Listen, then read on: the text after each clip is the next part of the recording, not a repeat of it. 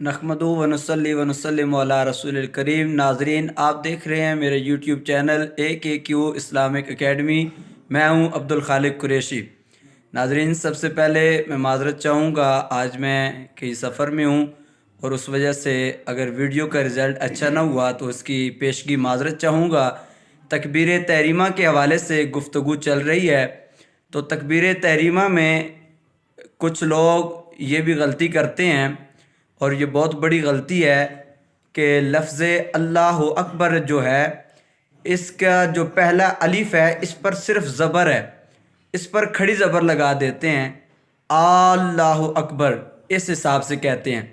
या जो दूसरा हिस्सा है अकबर में, इसके पहले हमज़ा पे जो ज़बर है इसको भी खड़ी ज़बर बना देते हैं, अकबर कह देते हैं। या अकबार बा पे खड़ी ज़बर लगा देते हैं।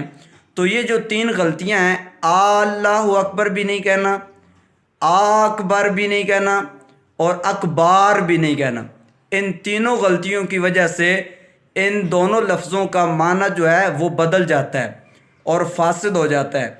अगर इस तरह कहकर तकबीर आप नमाज शुरू करेंगे तो आपकी नमाज शुरू भी नहीं होगी और मुकम्मल तो फिर होगी ही नहीं। और इसमें जो अहम नुक्ता है वो ये है कि इनके माना को फासिद समझकर उसके बावजूद जब आप जानबूझकर इसी तरह कहेंगे अल्लाह अकबर वगैरह, तो इसमें आप दायरे इस्लाम से भी खारिज हो सकते हैं। इसलिए कि आपको इल्म है कि इस तरह कहने से अल्फाज और इनका माना जो है ये बदल जाता है, फासिद हो जाते हैं। तो जब जानबूझकर ये गलती करेंगे तो फिर ये गलती आपको दायरे इस्लाम से खारिज कर देगी।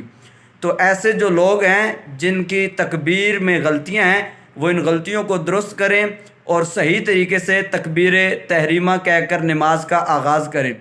इसमें दूसरी चीज़ जो है, जो लोग जमात के साथ नमाज पढ़ते हैं उनके लिए बहुत अहम है कि वो लोग ये समझ रहे होते हैं कि जो लोग इमाम के साथ पहली तकबीर कहते हैं अल्लाह अकबर, उन्हें ही तकबीर उला का सवाब मिलता है। बल्कि ऐसा नहीं है कि अगर आप किसी वजह से लेट भी हो गए, देर भी हो गई और अगर आपको पहली रकत का रकू मिल गया, अगर आपको पहली रकत का रकू मिल गया है तो इसका मतलब है कि आपको तकबीर उला का जो सवाब है, जो फजीलत है, आपने उसे हासिल कर लिया है।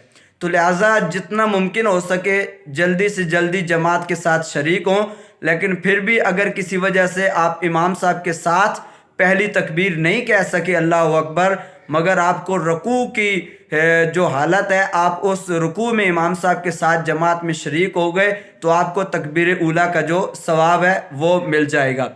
इसी तरह इसमें एक और मसला मैं आपके सामने बयान करता चलूँ कि ये जो तकबीर तहरीमा यानी पहली तकबीर अल्लाह अकबर के अल्फाज हैं, ये ज़ुबान से कहना भी ज़रूरी है, यानी इतनी आवाज़ से कम कहना ज़रूरी है कि इंसान के अपने कान जो हैं ये सुन सकें।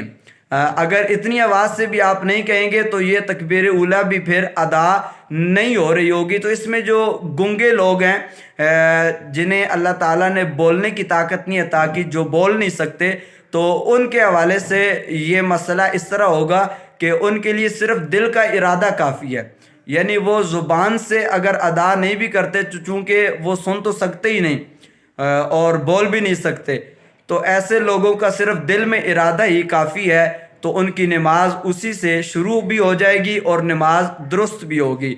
दुआ है अल्लाह करीम हमें तकबीर तहरीमा के तमाम मसाइल को समझकर उस पर अमल पैरा होने की तौफीक अता फरमाए। इजाज़त दीजिए, अल्लाह हाफिज़।